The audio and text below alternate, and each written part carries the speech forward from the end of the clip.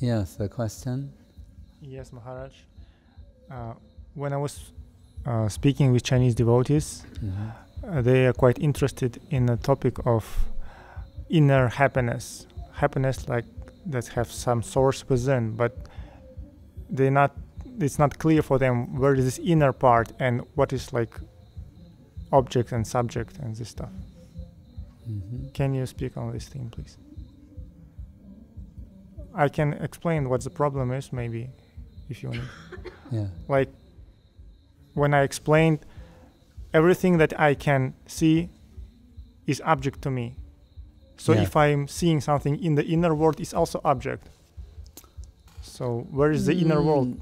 The true one? That's different. The word object can mean different. Like, this is an object, but object can have some conceptual aspect too, like prayojan, the object or goal of what you're doing. So I understand what you're saying and the confusion, but it means, you mean when you speak generally it's like target. But what we can say is, there are different types of happiness. I say inner happiness as opposed to external happiness. So much of conventional happiness, the stereotype of happiness, is really the relief of suffering. Right? We're thirsty, we drink something, we're getting some, and you think, oh, now I feel good. That's a type of happiness. Right? And many things like that. But the example that's been sometimes given of in the modern world, ironically, known as waterboarding, but long ago it was a type of punishment to push someone's head under water so till they run out of breath, they're drowning, then bring their head up and they go, and then push their head under again. So to say, that moment when you come up from that horrific nightmare of suffering, when you go, that's happiness. You're feeling wonderful, happy to be alive. And so, that's a type of happiness, we can say. And just, from the so-called little pleasures of life. All right, that's a type of happiness. But I remember one of the first slokas I heard about the 11th canto, because we didn't have the 11th canto at the time. And I think it was mentioning Nemi, Maharaj, the Navayogendras, and the 11th canto of Srimad Bhagavatam. And Prabhupada was quoting it in some other place as a reference, but in their advice, he's saying, my dear king, understand, there is no happiness in this world. And maybe in the same purport, he gave the example of I think he was quoting Vidyapati, who we don't hear very often, although we know in another context Mahaprabhu is reading him, saying that it's like, material happiness is like a drop of water in the desert. Again, that type of extreme and also almost pathetic, that of what value is a drop of water in the desert? And to follow that conceit, what do we most often associate with that desert condition and the desperation for water? What? The mirage. One idea is an oasis, but another is the mirage, which means the illusion of water and relief to your suffering. Right? It's just ahead. So that in search of that mirage, in pursuit of the mirage, so many skeletons are lying there, and so it's a profound and sobering example. So we can do a study of what is pleasurable in this world, pleasurable sensations, and what's related to eating and visual, auditory, sensual, and in summary, we can come to the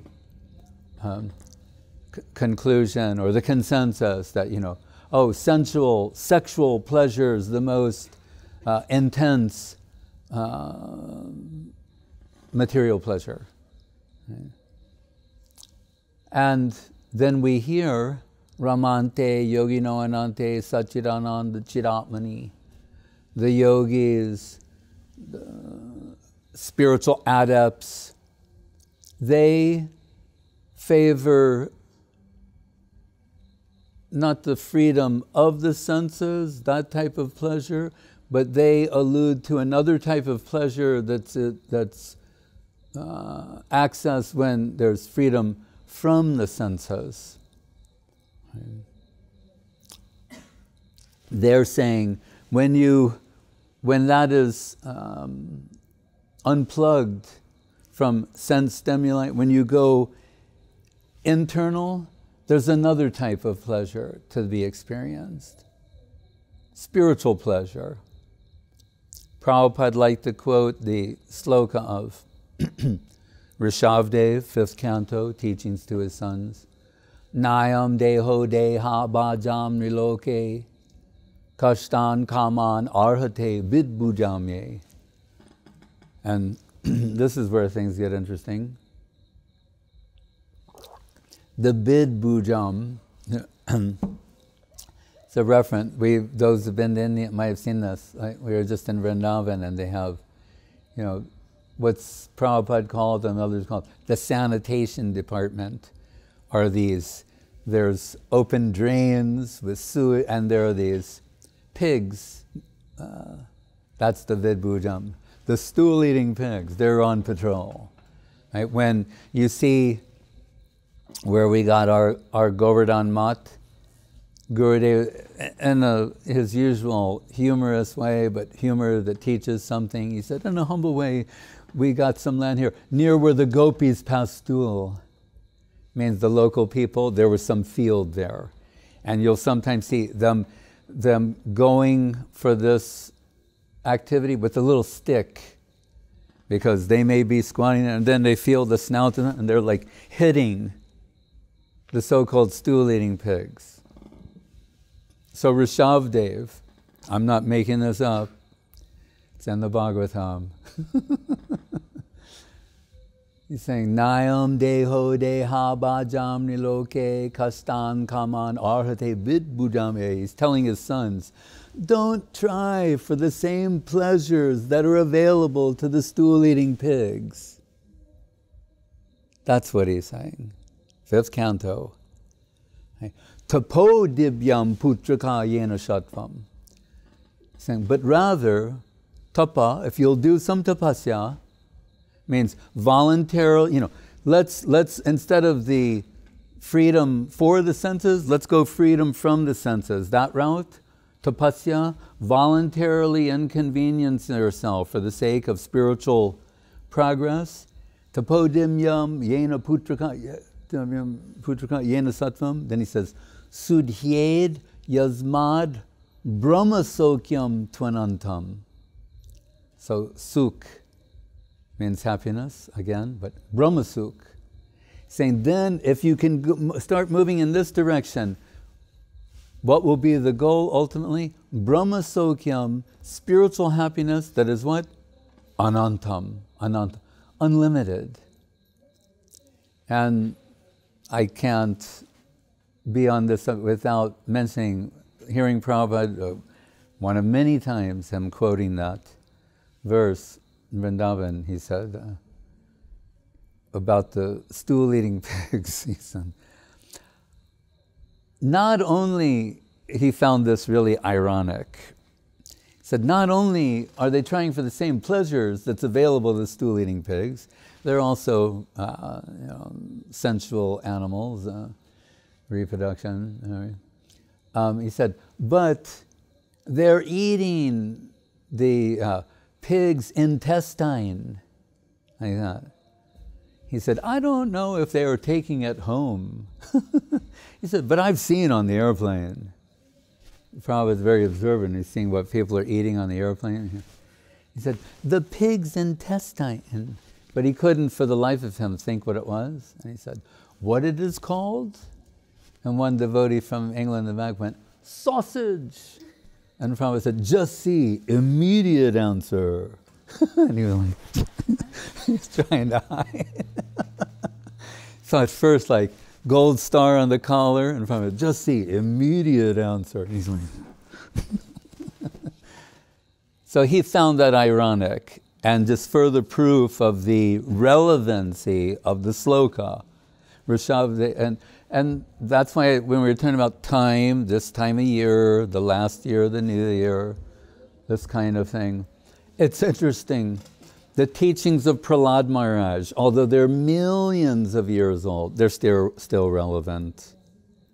You know, the teachings of Rishabdev, all of these things, it's not like, oh, at another time, these things made sense. Not these things. You can find something that's very like, time specific. You'll find some things like that. Yeah. But generally speaking, or some of the examples may seem to be antiquated in a way, but there'll be some modern parallel to that. But essentially, what is being said is as relevant as it ever was. Because this world, if any, that's endlessly mutable, is consistent about this. Right? So, and that Brahma Sokya. So, when I asked Guru Maharaj, because coming to Guru Maharaj means necessarily, if you're paying attention and following what he's saying, you will become acquainted with gradation. How to assess, weigh, and value what's superior, inferior, desirable, undesirable, superficial, and substantial. This is one of his consistent themes. I've sometimes referred to it as his ontological method, which he says stems from the Ramananda Sambad, which is about understanding one level and then going to another level, higher, deeper, dive deep into reality, etc. So, as these impressions were coming to me, hearing from Guru Maharaj, then I sort of prematurely and not systematically, but I was trying to understand, oh, well then, I thought, this teachings of Rishabdev, where would they be located? Because like in Brihad Bhagavatamrita, we hear, from where it said, the Brahmins in Allahabad, to the South Indian king, to Jagannath Puri, to Indraloka, to Brahmaloka, to Shiva, Prahlad, Hanuman, Pandavas, Yadavas, Uddhava, Radharani, and Brajagopis. So I was thinking, oh, where would you place these teachings of Rishabdev? Guru Maharaj said, generic bhakti. That's when he asked me, they're like, have you read Brihad Bhagavatamrita? He suspected I had not. He said, this is generic bhakti. And you think, it doesn't mean like, oh, we're beyond now. No, we aspire to that, but understand what it is. So just sometimes Guru Maharaj said, I take my stand on common sense, spiritual common sense. He's saying Brahma Sokyam Tunantam, spiritual happiness that's unlimited. Good. He's saying, come in this direction. Still, that's a general thing. Right? Brahma Sokya. Saying the spiritual happiness that's unlimited. Doesn't mean that's the limits of what he understands, but his seva, if we want to consider it, is to pull us, start taking us in that direction. There has to be some incremental approach. That's why the Brihad Bhagavatamritam that Guru Maharaj is referring to, it's step by step by step. The Bhakti Rasamrita Sindhu is like that. Ramananda Sambad, the Upadesh Amritam. It's always step by step by step. So then if we look in the Bhakti Rasamrita Sindhu of Rupa Goswami, one verse he quotes there. He says, Brahmanando bhavedesha chet paradha guni krita naiti bhakti sukham bodhe paramanu tulamapi. Saying this Brahmananda, and we should say something about that. So those who've gone internal, and they're in touch with this internal spiritual pleasure, what are we told about that? That it's so superior and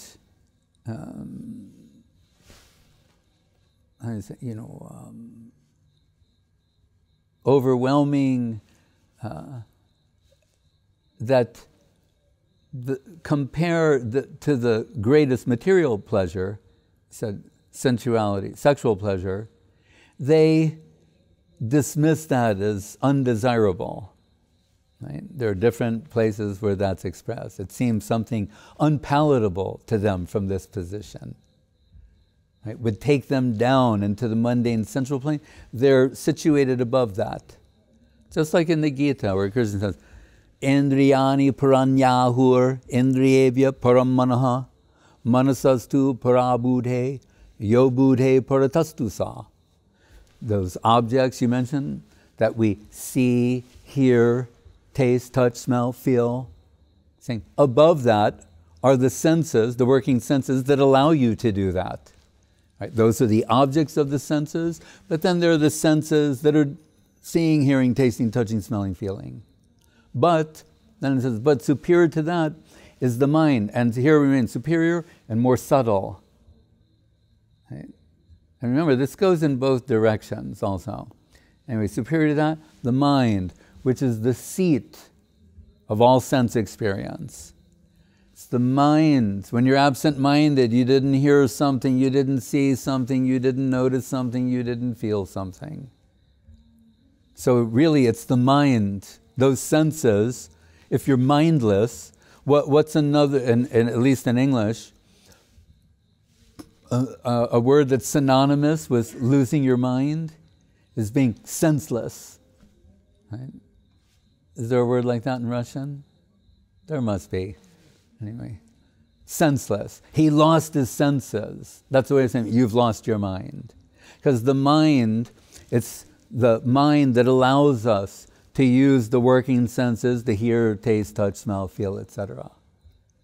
But then Krishna, taking a little further, saying, Manasastu parabudhe. Above the mind is the intelligence.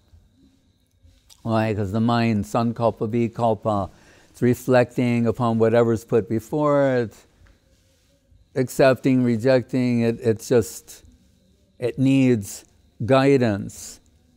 Right? That's buddhi, intelligence. It says, yeah, you might think like that, but it's not good for you. Don't proceed in that way.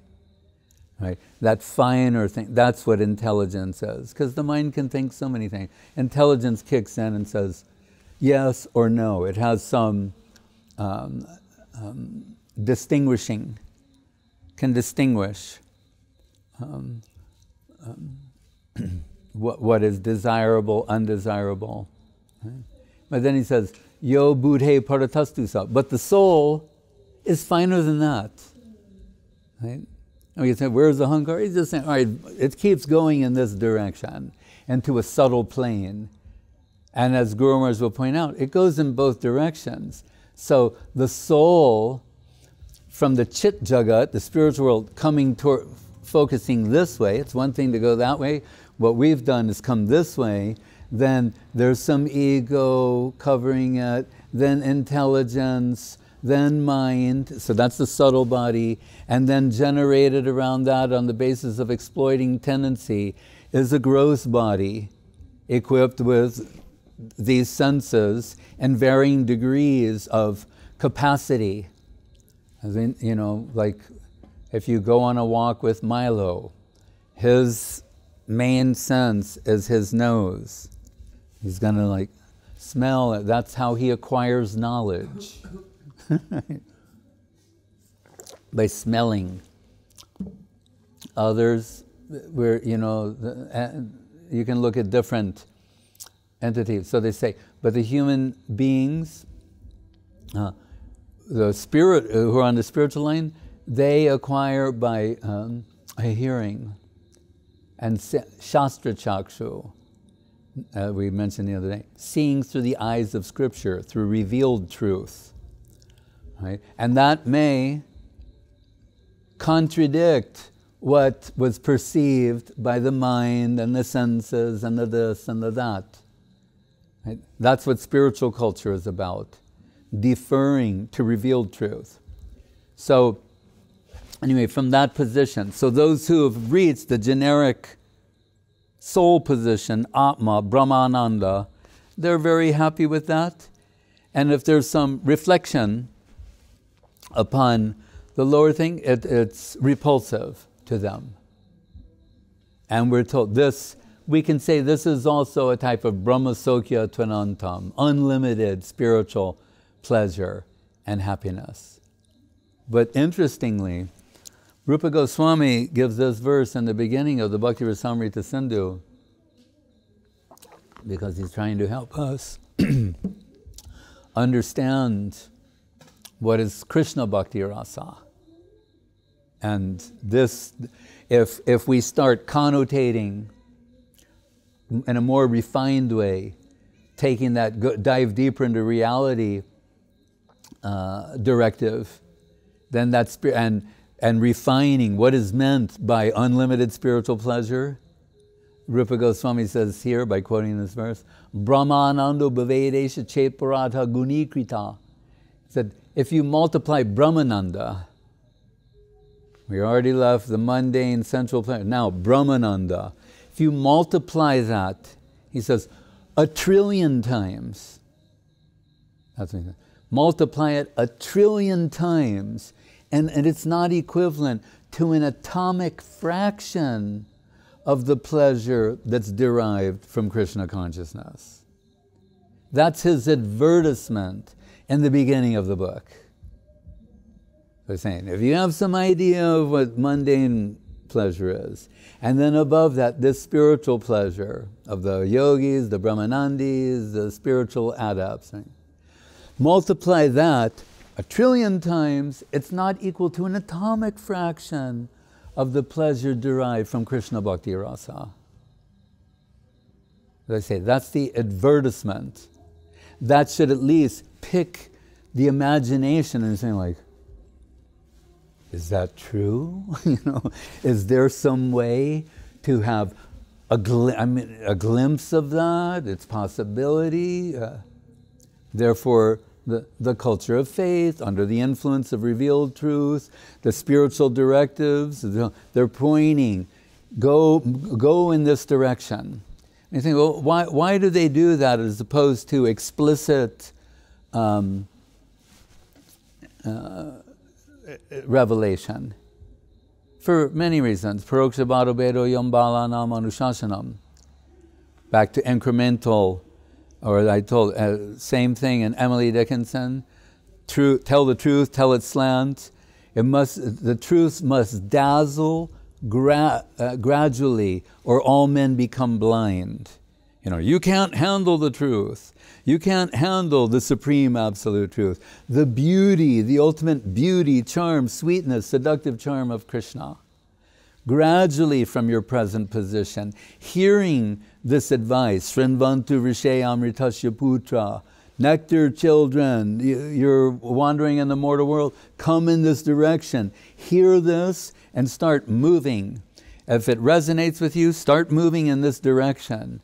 At the end, what are they going to be? It will be this unlimited spiritual pleasure, internal, inner pleasure, but it gets more refined, more refined, more refined. We can't tell you all about the details of it now because in the midst of your madness, you're likely to project that onto this, and that'll be detrimental to your progress. Guru Maharaj said, the madman, everything else is working, at least in this example. You know, body, mind, everything's fine, but the madness, that's what's spoiling everything. So remove the madness, then everything becomes fine. Bhayam ditya binibeshi syad, ishadape tasya viparyo smriti. What is the madness? Forgetfulness of Krishna. We're mad after pleasure and happiness, but we're hearing from the revealed truth, from Sadhu Shastra Guru Vaishnava, who is Krishna? What is Krishna? He's happiness personified. What you're looking for, he's that infinitely more than you can conjecture.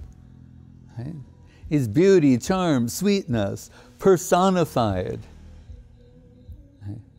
But in forgetfulness of that, you're searching the world for pleasure and happiness. Looking over your shoulder at every moment, wondering if this breath, and while you're doing your search for life, liberty, and the pursuit of happiness, maybe it'll be your last. Because you're in an environment which is antagonistic to your existence and your pursuits. There was a Bengali saying, what is that? Goda denge gash kawa. If there are any Bengalis in the audience, forgive my mispronunciation. But what it means is that a horse, the trough, that's where the horse food is put, right? Saying, so a horse who's at the trough, that's where all the food jumps over the trough in search of food.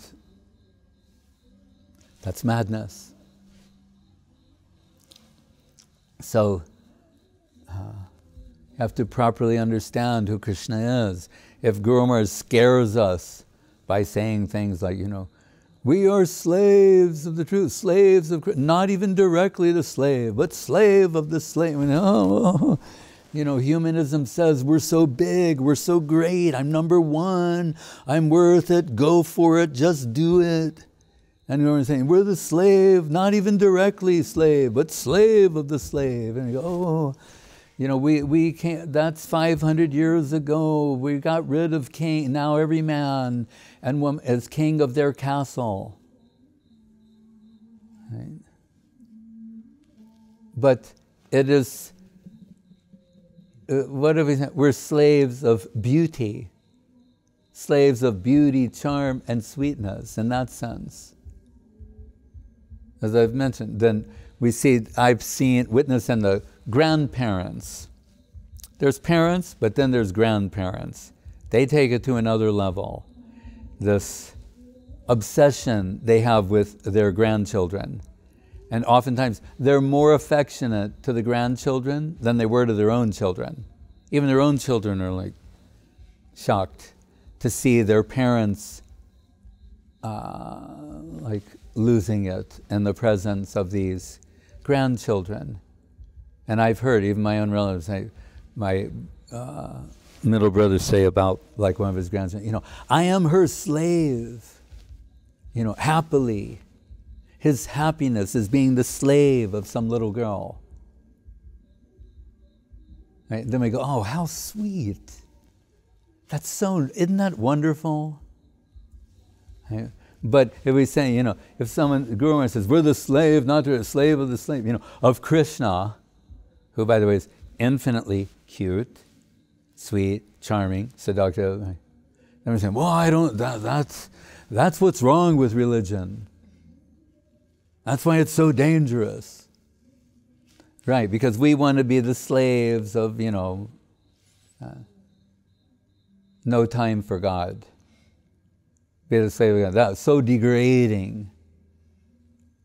Right? As they told about Gaudiya Math. Well, if you listen carefully to what they're saying, they're preaching slavery, which is the degradation of a human being. And all advanced countries, we've, it's like, what do they call it in America? Human rights. No, but they say about it's the scar on the soul of America's past. They have some expression for that. This dirty thing from the past, but now and that we've overcome that, and it's not that we're promoting slavery in this world. Saraswati Thakur said, no, Gaudiya Math stands for the dignity of human race. To be the servant of Krishna, that's a very high thing. Guru Maharaj is told when they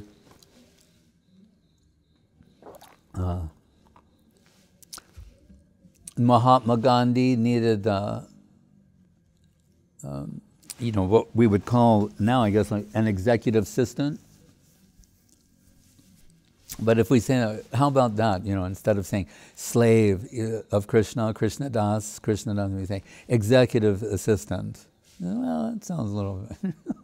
We'll give you a card you can hand out to all your friends. Krishna Das, executive assistant. And we're talking the supreme executive, okay?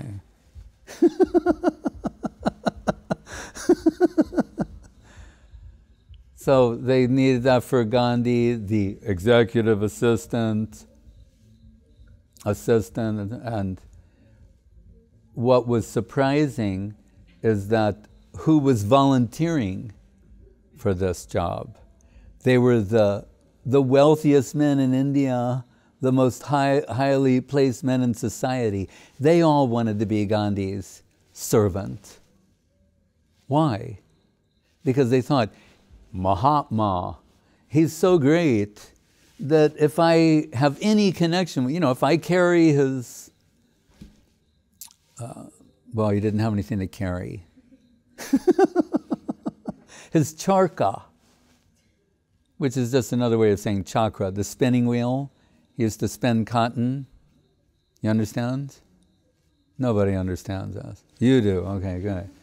These little. It's a little wheel. It's a chakra, called a charka, and you spin it and you feed cotton in, and it comes out as thread. Then you take the thread. You can still see this in India. Probably somewhere around here too, not too far away. So they're thinking, I'll carry his charka, or because they're thinking, he's so great. If I can just have any connection with him, it'll be beneficial for me. So Guru Maharaj gave this as an example. If you can conceive of that in this world for someone like Mahatma Gandhi, then what about for the supreme executive?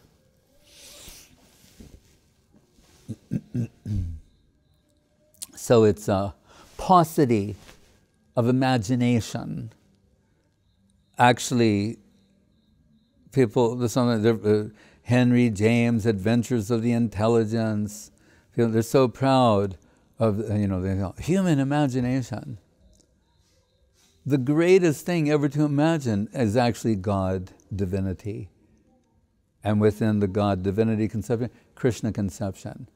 But it's not a product of human imagination. Right? Amnaya prahatatvam, harim iha paramam sarvashakti rasabdim. Descending into this plane. Krishna can descend into the imagination. Sevan mukhe jivaro shayam.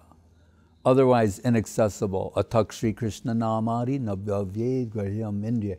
Beyond the grasp of human intellect, mind, senses. Right? Always 2 fingers too short of the infinite. But if he wants to reveal himself, if the infinite wants to reveal himself to the finite, then nothing can obstruct that.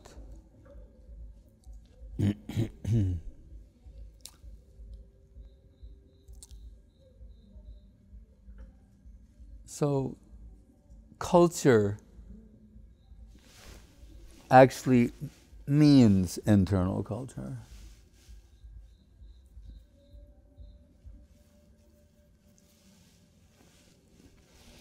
One Guru Maharaj quotes a Bengali poet saying, just as like cultivate, you put seeds in the soil of the land and then water that, and then something grows out of there. He's saying, so think of the heart is the soil. Then what seed shall be planted in the heart and will come from that soil? We talk of the Bhakti Lata Bij coming from Guru, right? Through Krishna, Krishna, Guru. Guru, Krishna, Prasadi Pai, Bhakti Lata Bij. That seed enters the heart. As the poet said, the deep heart's core, planted with Krishna, seeded with Krishna conception, then nourished, nurtured, under the guidance of Sadhu, Shastra, Guru, and Vaishnav. What is it capable? What is the heart's yield?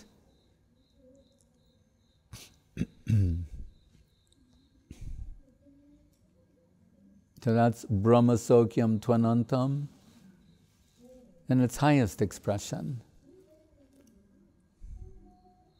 What we were looking for all along: love, affection, beauty, charm, sweetness.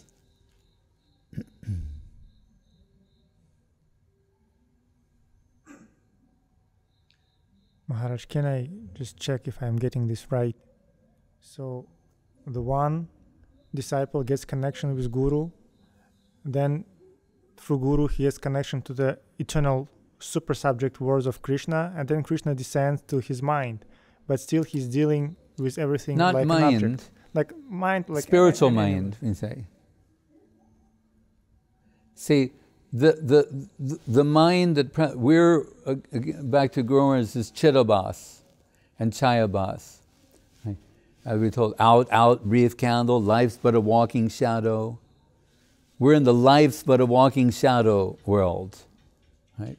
So it's not just, appearing in that shadow. Right? That the shadow, it's a shadow self of the soul. That's what we're inhabiting and navigating at present, a shadow self. Right? Through the culture of faith, you're connecting to your actual self. Jive Swarupai Krishnera Nityadas. It's the actual position. Like Guru Maharaj will mention that evolution in this sense is gradual expression. Just like the sunrise, the sun actually has its position. But from a particular perspective, it appears to be rising and gradually achieving that. You understand? It appears from a particular angle of vision to gradually be achieving that. It's something similar to that. So by hearing from Sadguru, right? Sadhu, Shastra, Guru, and Vaishnav, some impression is coming to the spiritual heart. It's actually penetrating the mind, intelligence, and ego and going to the soul plane. Otherwise, as we're told, these bhumirapo analo vayu kamano buddhirevachar, the mind, intelligence, these are mundane elements, they're coverings. This is the mistake of prakrita sahajias, or by extension, academics. Saying, just by thinking about these subjects in your mind, that's not the culture of faith. That's not the culture of Krishna consciousness. A scholar from a university can come here and say, in his Ujjvala Nilamani, Rupa Goswami says, and I give you the Sanskrit, and go on and on and on about it. It may have no touch of the spiritual. The honey, the bee on the bottle of honey. The honey's inside the jar and the bee's outside trying to taste that and get, and at best, some kind of simulated experience that has none of the sweetness or substance of the actual honey. So by putting ourselves under the guidance, Guru and Vaishnava, Sadhu Shastra Guru and Vaishnava, proceeding faithfully, then this is Udoy, awakening in the spiritual heart, that consciousness. Right? Then that's influencing what we do here. Karmana, manasa, what we do, what we speak, what we think. But it's coming from up to down, not the inverse. And when it's coming from up to down, one is experiencing this with his spiritual senses. Yes. Yes. And from mundane observer, this man can be observed as an ordinary man. Exactly.